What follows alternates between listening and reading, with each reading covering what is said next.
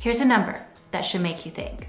4.2 million people see social media advertising copy every single day. That's over half the global population. So here's my question for you. Should marketers and communicators use that influence for good or continue to use it to fuel mass overconsumerism and mass production on a planet with finite resources? Hey, I'm Megan. I've spent over 4 years working in climate communication, and I'm a sustainable marketing activist. Now, I've seen both sides of the coin, the marketing that truly does good in this world and the ones that drive overconsumption. Today, in this video, we're diving into what sustainable marketing is and how it is continuing to shape our marketing and advertising industry. So let's get into it.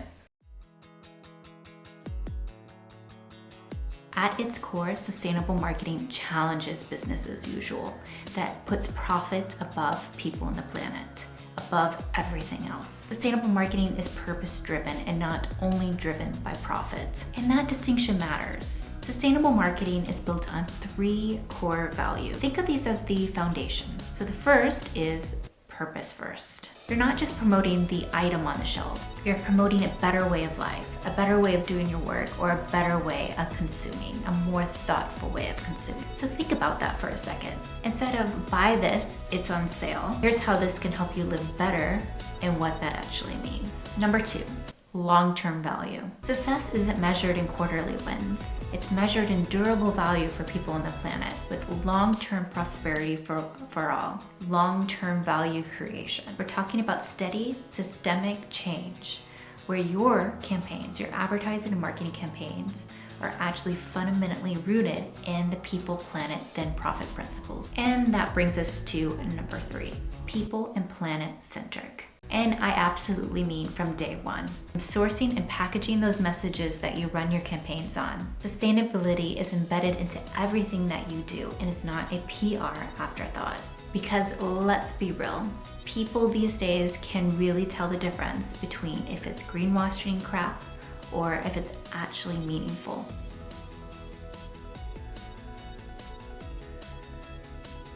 So how is this different than what we've been doing as marketers and communicators? So traditional marketing, it's that marketing that you learned in business school. Well, it's not exactly serving our society and our planet like it should be. And it hasn't been for a very long time. Most of what we learned during our careers and during business school was business principles and marketing principles that were all about driving short-term value and short-term profitability. That was built around what we'd call in marketing the 4 Ps, or in business, but I definitely learned it in my marketing courses. The 4 Ps are product, price, place, and promotion. Very customer-centric, not human-centric, and definitely not planet-centric. The goal of this is to drive sales, meet quarterly targets, profit, profit, profit. But sustainable marketing flips that script. Instead of just profit, it's also guided by a triple bottom line. Profit, yes, but also people, a shared responsibility across all people and all businesses and all organizations. But also planet, understanding of how your organization, your business, what you're creating in the world is actually taking resources away from our planet. So in a sense, it really is serving all stakeholders that are on the agenda, not just the financial ones. Your planetary stakeholders, resource stakeholders, your consumer stakeholders, your population, your governments, and then your financial stakeholders. All of them are part of the puzzle and this new approach to how we look and view marketing and business. But here's how I think of it. Marketing is truly a reflection of a company's commitment to this. Traditional marketing encourages you to only care about driving very specific targets, revenue targets. Sustainable marketing encourages you to think beyond that very linear approach to how business can be run, to think about the other influences that could be driving your consumption, your profit, your strategies. Sustainable marketing encourages you to think more broadly. How is your marketing contributing to people on the planet, but also how is it going to impact people in a decade or in 50 years? So let's talk about the big elephant in the room, greenwashing. With all this talk about sustainability, two big problems have emerged in communication: greenwashing, and most recently, greenhushing. If you are in marketing, whether if you are people and planet aligned or not, you really do need to know and understand what greenwashing is and what greenhushing is. Greenwashing is when companies or organizations present themselves as more environmentally friendly than they actually are. I've seen this in all shapes and forms.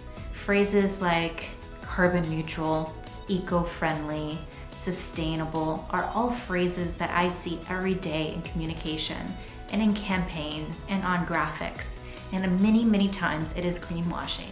But here's the thing, most of the time this type of campaigns do not come with malicious intent. Marketers and communicators who were the masterminds behind those campaigns, they didn't actually want to be malicious about it. They actually wanted to do good. They were excited about their campaign, but somehow they still fell into the trap of greenwashing. But here's the truth. Any type of communication that is malicious or not is misleading, and it is confusing consumers and misleading them into making buying decisions that are not actually true. And customers are getting smarter. They really understand the inconsistencies that are coming from brands. So as a brand, you absolutely need to understand what greenwashing is and how to avoid it. But let's shift and talk about greenhushing. So greenhushing is the opposite problem. It's when companies deliberately under-communicate their sustainability ambitions and their objectives. But why would they do that? Well, many times they are scared. Companies, marketers, communicators, they're scared of falling into the greenwashing trap. They're scared of those PR scandals, that public scrutiny. They're scared that they won't actually meet their sustainability goals, and so they rather not communicate it at all. And the sad thing is, many times these companies are actually doing a lot of good. And by keeping that goodness from the world, well, we're keeping hope from the sustainability movement. So is greenhushing really the better way to go, to not talk about your sustainability initiatives? Now, there is one thing that's really going to help the greenwashing scandal and the greenhushing in understanding it better and making it more transparent. And that's absolutely regulation. Regulations and frameworks are going to help make greenwashing more understandable, what it is, how to avoid it, and what is good and what is bad. Now, I know regulations don't sound exciting, and for many of you, it probably is rather scary to know that you might not be regulatory compliant. But honestly, they are helping, and this is a great nudge for you to start understanding what regulations you're subject to in your jurisdiction, wherever you're doing business. So you are regulatory compliant and that you are communicating your green claims honestly, transparently, and without greenwashing.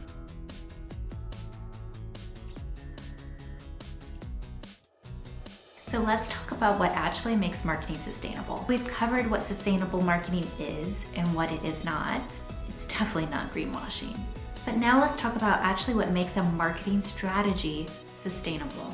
If you're working on building a sustainable marketing strategy, there are several principles that you can follow. Let's start with 4 practical elements. Number 1, authenticity and transparency. Be honest, don't make fake promises in your sustainability communication. Tell the truth about what you're doing. Tell the journey. What is that sustainability journey?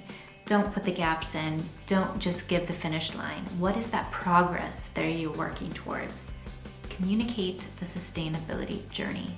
What is the story behind that? Honest communication builds trust and strong human connection. So a great way to show this is to actually give very explicit examples of how you are meeting your reduction targets.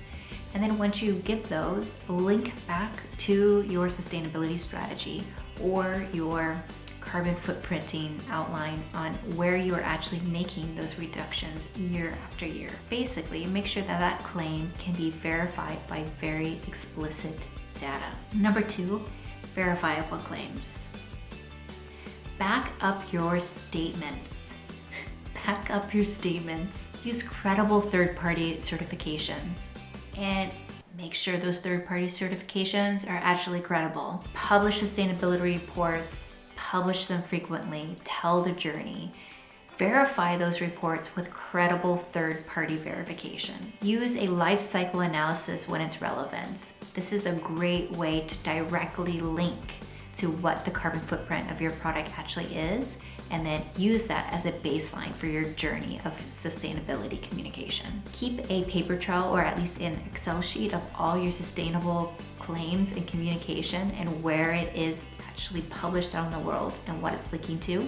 Don't get caught off guard making a claim that you cannot actually know where it came from or where it actually links to. Because remember, if you can't prove it, then absolutely don't say it. Number 3, purpose-driven storytelling. People don't connect with product features. We've been talking about this for quite a long time in marketing communication. They connect with purpose. Tell compelling stories. Tell compelling stories that center around your company's mission and purpose, that really tell a positive impact. Tell that story. And just make sure that you're not purpose watching, that you actually are authentic about that story that you're telling. Don't just talk about how your product helps you achieve X, Y, and Z. Tell the story behind that. What is the purpose? And communicate that. I'm sure there will be people who want to share on that journey. And overall, connect your audience to that story and make them the center hero of it. And number 4, long-term focus. This is huge. In your sustainability marketing, you truly need to balance short-term focus with long-term results. We live in a very short-term focused world. That's the reality of it. But if you want to do sustainable marketing right, you need to have both perspectives. Because here's the real thing. Sustainable marketing isn't just about selling products. It's about selling good products that are actually benefiting people on the planet. And it's about encouraging positive behavioral change, encouraging people to make changes and to contribute to a better future for all. It's not just about products, it's also about changing our world and shaping it for a sustainable transformation. So that's actually why we're here as marketers, communicators. Not just to sell products, but to drive narratives of prosperity and goodness for all. So why does this all matter now? For one, consumers today are actively seeking purpose-driven brands. They want to know that a brand has ethical and sustainable values behind it. You remember that number that I shared with you at the beginning of this video? 4.2 million people. 4.2 million people are seeing social media ads every day. That's about 90% of users on social media are actually being targeted with ads. Is that actually making their lives happier? Are we driving consumption that our planet can actually sustain? The future of marketing belongs to the brands that make promises that they can actually hold and keep, that they actually do what they promise. But here's the good news. It's never too late to align your marketing with people on the planet, to align it with purpose. So let's start today. Look, if you're a marketer communicator who wants to be part of this movement, marketing as a force for good, come on over, there's plenty of room for you. I'd truly love for you to stick around. Hit that subscribe button if you like what you learned today, because there's many more videos up and coming. See you in the next one.